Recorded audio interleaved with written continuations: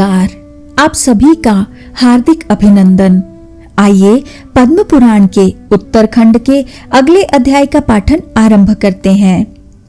प्रबोधिनी एकादशी और उसके जागरण का महत्व तथा भीष्म पंचक व्रत की विधि एवं महिमा।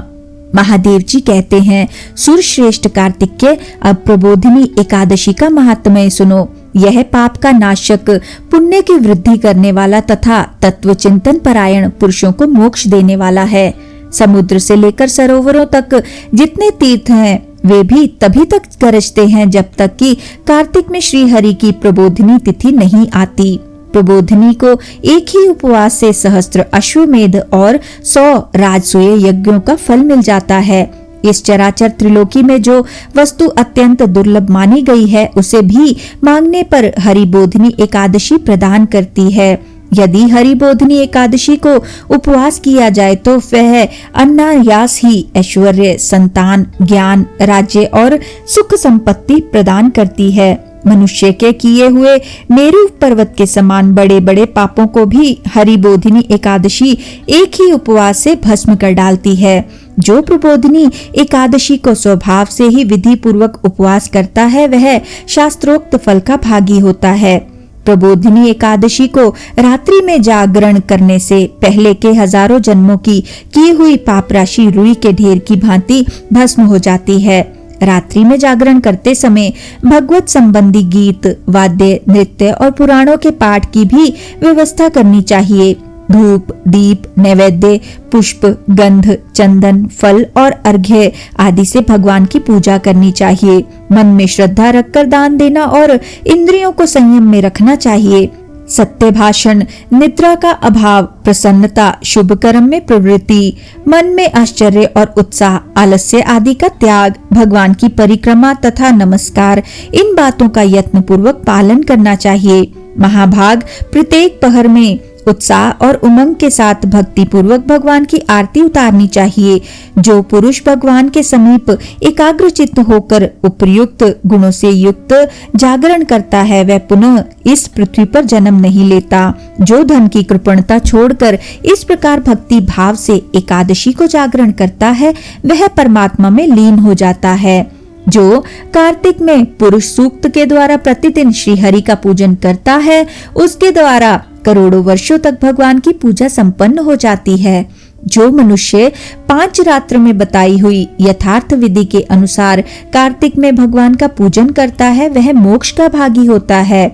जो कार्तिक में ओम नमो नारायणाय इस मंत्र के द्वारा श्री हरि की अर्चना करता है, वह नरक के दुखों से छुटकारा पाकर अनामय पद को प्राप्त होता है।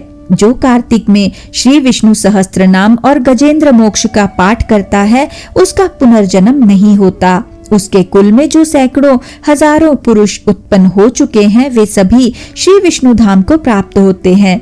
अतः एकादशी को जागरण अवश्य करना चाहिए। जो कार्तिक में रात्रि के पिछले पहर में भगवान के सामने स्तोत्र गान करता है, वह अपने पितरों के साथ श्वेत द्वीप में निवास करता है।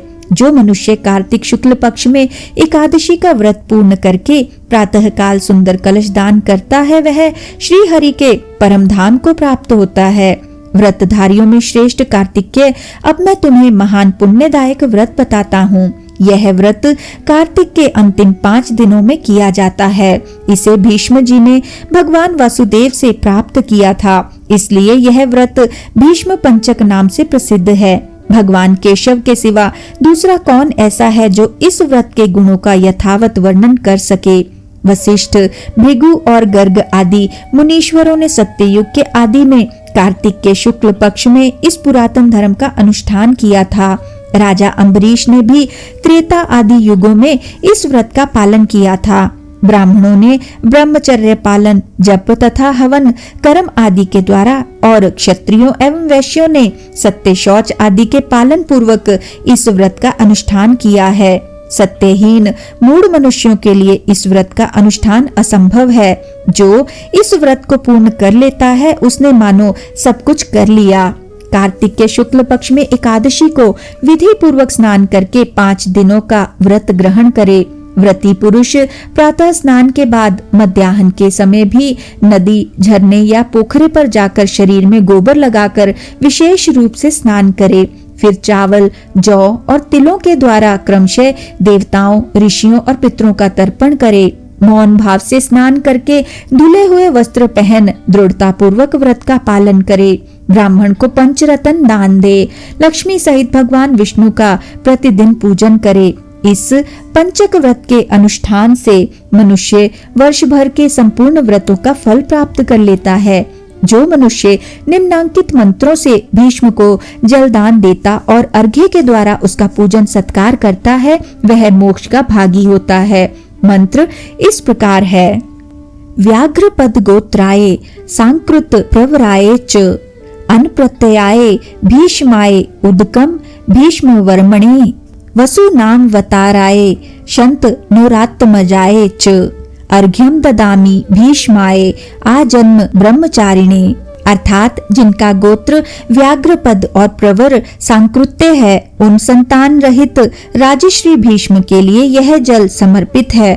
जो वसुओं के अवतार तथा राजा शंतनु के पुत्र हैं, उन अजन्म ब्रह्मचारी भीष्म को मैं अर्घ्य दे रहा हूँ। तत्पश्चात सब पापों का हरण करने वाले श्री हरि का पूजन करे। उसके बाद प्रयत्न पूर्वक भीष्म पंचक व्रत का पालन करना चाहिए। भगवान को भक्ति पूर्वक जल से स्नान कराए। फिर मधु, दूध, घी, पंचगव्य, गंध और चंदन मिश्रित जल से उनका अभिषेक करे। तदनंतर सुगंधित चंदन और केशर में कपूर और खस मिलाकर भगवान के श्री विग्रह पर उसका लेप करे।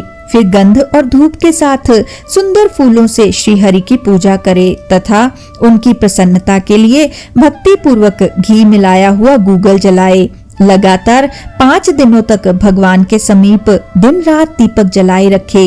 देवादिदेव श्री विष्णु को नैवेद्य के रूप में उत्तम अन्न निवेदन करे। इस प्रकार भगवान का स्मरण और उन्हें प्रणाम करके उनकी अर्चना करे। फिर ओम नमो वासुदेवाय इस मंत्र का 108 बार जप करे तथा उस षडक्षर मंत्र के अंत में स्वाहा पद जोड़कर उसके उच्चारण पूर्वक घृत मिश्रित तिल, चावल और जौ आदि से अग्नि में हवन करे। सायकाल में संध्योपासना करके भगवान गरुड़ ध्वज को प्रणाम करे और पूर्ववत षडक्षर मंत्र का जप करके व्रत पालन पूर्वक पृथ्वी पर शयन करे। इन सब विधियों का 5 दिनों तक पालन करते रहना चाहिए। एकादशी को सनातन भगवान ऋषिकेश का पूजन करके थोड़ा सा गोबर खाकर उपवास करे। फिर द्वादशी को व्रती पुरुष भूमि पर बैठकर मंत्रोच्चारण के साथ गोमूत्र पान करे। त्रयोदशी को दूध पीकर रहे। चतुर्दशी को दही भोजन करे। इस प्रकार शरीर की शुद्धि के लिए 4 दिनों का लंघन करके 5वें दिन स्नान के पश्चात विधि पूर्वक भगवान केशव की पूजा करे और भक्ति के साथ ब्राह्मणों को भोजन कराकर उन्हें दक्षिणा दे। पाप बुद्धि का परित्याग करके बुद्धिमान पुरुष ब्रह्मचर्य का पालन करे। शाकाहार से अथवा मुनियों के अन्न, तिन्नी के चावल से इस प्रकार निर्वाह करते हुए मनुष्य श्री कृष्ण के पूजन में संलग्न रहे। उसके बाद रात्रि में पहले पंचगव्य पान करके पीछे अन्न भोजन करे। इस प्रकार भली भांति व्रत की पूर्ति करने से मनुष्य शास्त्रोक्त फल का भागी होता है। इस भीष्म व्रत का अनुष्ठान करने से मनुष्य परम पद को प्राप्त करता है। स्त्रियों को भी अपने स्वामी की आज्ञा लेकर इस धर्मवर्धक व्रत का अनुष्ठान करना चाहिए। विधवाएं भी मोक्ष सुख की वृद्धि, संपूर्ण कामनाओं की पूर्ति तथा पुण्य की प्राप्ति के लिए इस व्रत का पालन करें। भगवान विष्णु के चिंतन में लगे रहकर प्रतिदिन बलि वैश्वदेव भी करना चाहिए। यह आरोग्य और पुत्र प्रदान करने वाला तथा महापातकों का नाश करने वाला है। एकादशी से लेकर पूर्णिमा तक का जो व्रत है वह इस पृथ्वी पर भीष्म पंचक के नाम से विख्यात है।